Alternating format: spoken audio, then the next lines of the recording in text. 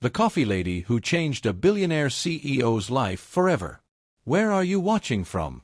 Type your city in the comments. I love seeing how far these stories travel. If you're a cat lover, smash that like button. If you're a dog lover, drop a comment below. Let's see which team wins. And hey, if you just love pets in general, hit that like and subscribe right now for some extra good luck today. Now, let's jump into the story. To the outside world, Ethan Marshall was the definition of success. At only 42, he was the CEO of a multi-billion-dollar tech empire. People whispered his name in awe, employees feared his presence, and magazines praised him as a self-made genius. His face was plastered across billboards, his quotes recycled on motivational posters, his lifestyle envied by millions. But behind the tailored suits and chauffeured cars, Ethan was crumbling. His marriage had ended 2 years ago. His friends had drifted away, tired of being scheduled into his calendar like business meetings. And lately, no matter how many zeros sat in his bank account, he woke up every morning with a knot in his chest and a voice in his head whispering, "What's the point?" On a gray, rainy Thursday afternoon, Ethan ducked into a quiet coffee shop in a part of the city where no one would recognize him. He had canceled 3 meetings just to escape. His assistant had begged him to reconsider. But Ethan didn't care. He needed silence. He ordered a black coffee, no sugar, no milk, just bitterness in a cup, and retreated to a corner table, loosening his tie and staring out the rain-streaked window. For once, his phone was face down on the table. Emails stacked up. Messages buzzed unanswered. Deals worth millions sat in limbo. But Ethan didn't move. He didn't even notice the young woman sitting across the table until she spoke. "Rough day." Ethan blinked. His eyes shifted to the voice. She was ordinary, at least at first glance. Early 20s, blonde hair pulled back into a messy bun, a soft gray sweater, jeans, sneakers. A notebook sat open beside her half-finished latte, pages scribbled with notes and doodles. She looked like a student. Ethan almost laughed. Did she know who she was talking to? The world saw him as a titan of industry. And here was this girl, speaking to him like he was just another man in a coffee shop. "More like a rough life," Ethan muttered, his voice heavier than he intended. She tilted her head. "That bad, huh?" Something about her tone disarmed him. She wasn't mocking. She wasn't fishing. She was just curious. Ethan exhaled, rubbing his temple. Everyone thinks being a CEO means you've made it. Big company, big paycheck, big everything. But the truth is, I feel like I'm suffocating. No matter what I do, it's never enough. And the lonelier I get, the harder it feels to keep going. There it was. Words he had never said aloud, spilling out to a stranger. Most people would have backed away.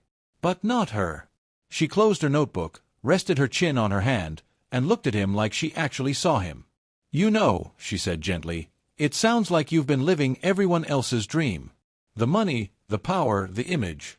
But when was the last time you asked yourself what you actually want?" Ethan froze. The question hit him like a punch. He opened his mouth to answer, but nothing came out. He didn't know. He chuckled bitterly. "You talk like a therapist." She smiled, the kind of smile that didn't need makeup or rehearsing. "No. Just someone who believes the future can be brighter if you decide to see it that way. You don't need to have it all figured out. You just need to remember you're more than your title." Her words lingered in the air, heavier than the rain outside. 4 years, Ethan had been surrounded by people who wanted something from him.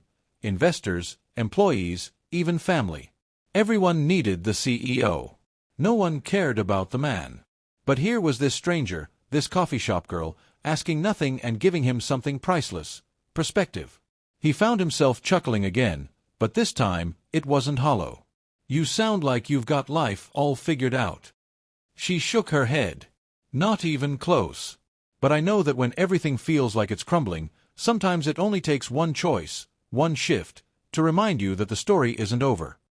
For the first time in years, Ethan felt lighter. Like maybe the chains around his chest were loosening. She glanced at her watch, gathered her notebook, and stood. "I should go. I've got a shift soon." "A shift?" Ethan asked, surprised. She laughed softly. I'm a barista at another cafe. This place is my escape spot. Ethan nodded, watching as she slung her bag over her shoulder. Something in him wanted to stop her, to ask her name, to keep her talking. But all he managed was a quiet "Thank you. You have no idea what that meant." She gave him one last smile. "Just promise me you'll start living for yourself, not just the job.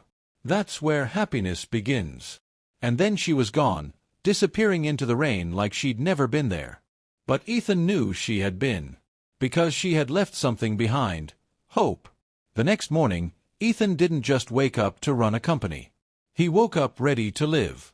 He started making changes. Small at first, calling his estranged sister, walking to work instead of being driven, actually listening to his employees instead of barking orders. Weeks turned into months, and Ethan realized something shocking. The company didn't just survive his shift in attitude. It thrived. His people worked harder because they felt seen. And Ethan? He smiled more. He laughed more.